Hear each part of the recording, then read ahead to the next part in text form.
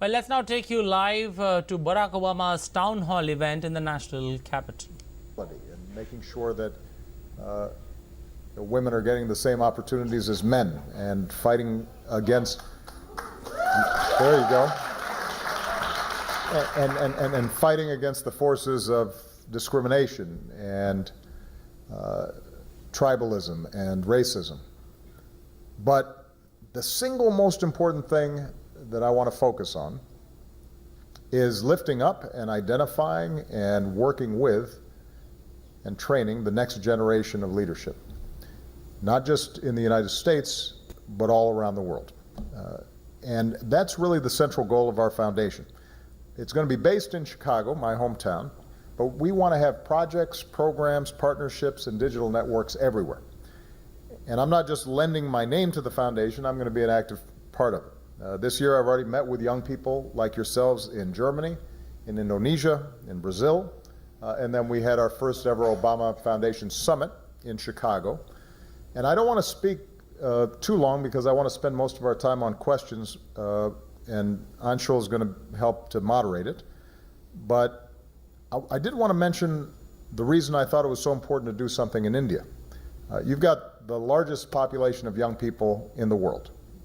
And that's a lot, so we might as well start big. We've already identified some remarkable young leaders who are doing extraordinary things here in India, authors, athletes, artists, entrepreneurs, civic leaders from all across the country. We've got activists who are working on everything from education to gender equality to climate change. A couple of young leaders were recently with us in Chicago, and I just want to acknowledge them. Trisha Shetty started, where is she? There she is. Did you have fun in Chicago? Oh, see there, now, I didn't call on her to say that, but thank you. But Trisha started an organization called She Says, aimed at educating and empowering men and women to take action against sexual abuse. Also joining us in Chicago was Sanchana Krishnan, who works with communities to destigmatize mental health issues through the power of personal storytelling. Where's there you are, there you are. And here in India, we've got young leaders like Kuldeep Dantewadia, who's building, where's Kuldeep? There he is. He's building this country's first, what he calls Solve Squad of 17,500 young people so far who are driving change at the local level all across India. So the point is that these young people are already showing the power that anybody has if they take the initiative and have the courage, as Anshul said, to drive change, to make a difference. And there have never been more powerful, more accessible tools for each of you to make a difference than there are today. And in fact, I would argue, and I mentioned this in my speech earlier this morning, there's never been a better time to be a young person.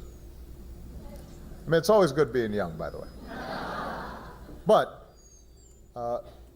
if you think about it, if you had to choose a moment in history in which you could be born, and you didn't know ahead of time who you were going to be, you didn't know what your status would be, you didn't know whether you were going to be male, female, Indian, or American, you didn't know whether you were going to be gay, straight, you didn't know whether you were going to be rich or poor, what caste you might be a member of, what religion.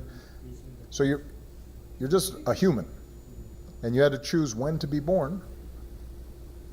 You choose now.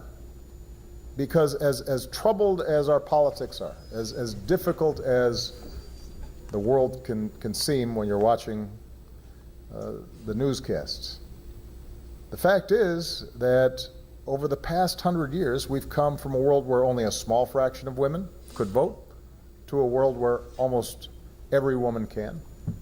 Since 1950, the global average life expectancy has grown by more than 20 years. Since 1990, I mean, that's not that long ago. I was I was in law school in 1990. We've cut extreme poverty and childhood mortality in half. Much of that, by the way, in India and China.